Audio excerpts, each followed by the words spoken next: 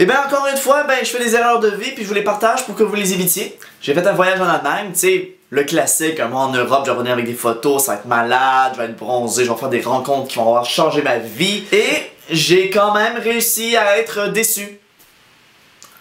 Wouh!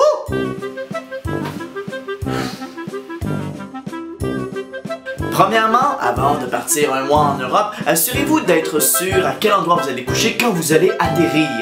Ça peut sembler être une évidence pour le commun des mortels, mais je suis plus épais que le commun des mortels et j'aurais bien aimé ça me faire rappeler. Aussi, si vous utilisez Couchsurfing comme j'ai fait, assurez-vous que la personne ait pas l'impression que vous vous servez d'elle comme d'un hôtel. Couchsurfing, c'est pas juste un fauteuil gratis.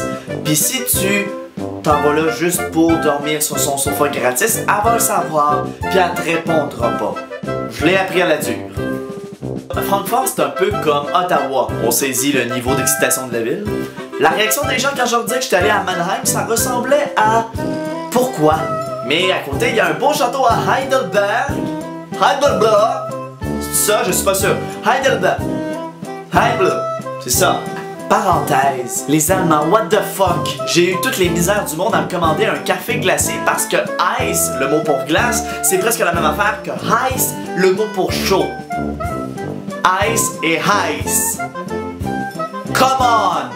Ja, ich werde nehmen eine Eiskaffee bitte. Eine Heißkaffee? Eine Eiskaffee. Heiß. Nein, Eis. Heißkaffee. Eis! Faites-vous exprès? Et là, à Freiburg, c'est là que je me suis tapé une dépression. Ben oui, le gars s'en va en Allemagne pour triper, puis il se pogne une dépression. Bravo! Merci. J'arrive chez la personne qui m'héberge, j'appelle mon chum, puis là il me demande « Pis, t'as-tu du fun? » Puis moi, ma réponse, c'est « Non. Non! J'en ai pas de fun! » Ça faisait 5 jours que je rencontrais du monde poche, dans des villes poches, que je faisais rien. Je savais toujours pas chez qui j'allais dormir le lendemain. J'ai pété une coche. J'ai pété une coche. Fait qu'après, bon, j'ai commencé à avoir du fun. C'est aussi accessoirement l'endroit où j'ai failli me noyer, mais ça, c'est une autre histoire. J'ai rencontré à peu près 5884 ingénieurs. Il y a rien de ça des ingénieurs en Allemagne, voyons. Puis la forêt de Freiburg, j'imaginais ça comme full bucolique, dramatique, magique. J'étais comme, oh, ça va être beau! Puis finalement, c'est une forêt, là. J'étais un peu déçu. Ensuite, je suis allé à Munich, puis j'ai pas rien d'autre à dire à part que le gars qui m'hébergeait, il était pas mal cute. Tu sais. Ça fait 10 minutes que les bonhommes ils bougent puis que la musique pour annoncer qu'il est 5 heures. Ensuite, c'était les Alpes.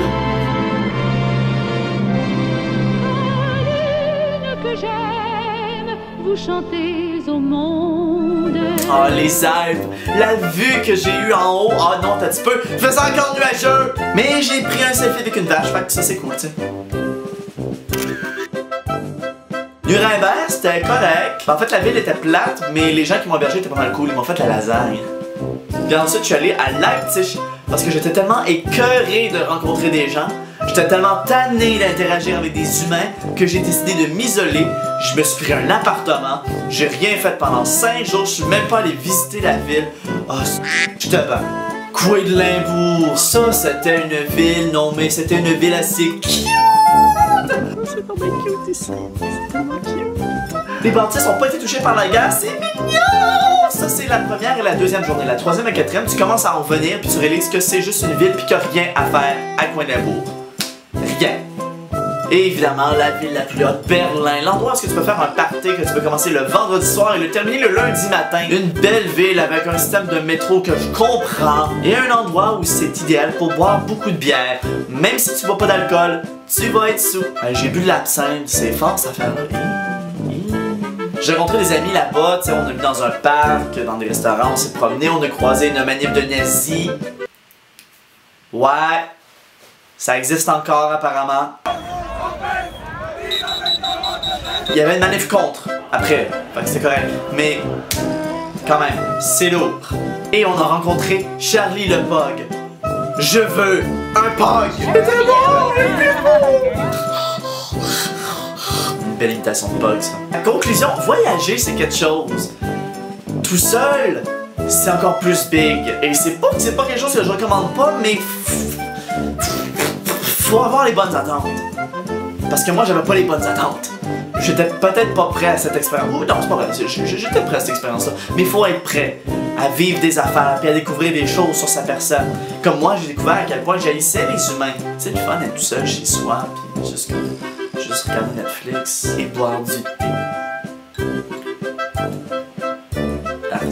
Mais le prochain voyage, c'est clair que je le fais accompagné. Ça, c'est certain. Puis vous? Faites ça des voyages, vous? Prévoyez-vous en faire? Après vos études? Quelque chose? Je sais pas. Commentez, parlez-en. Je le voulais. Je vais voir si je suis le seul tata à avoir vécu des expériences de merde en Europe. Voilà. D'ici là, ben moi je vous dis bye! C'est drôle en allemand, tu peux dire n'importe quoi pis t'as l'air fâché. Das rote Pferd liest mit deine kleine Junge! Bye!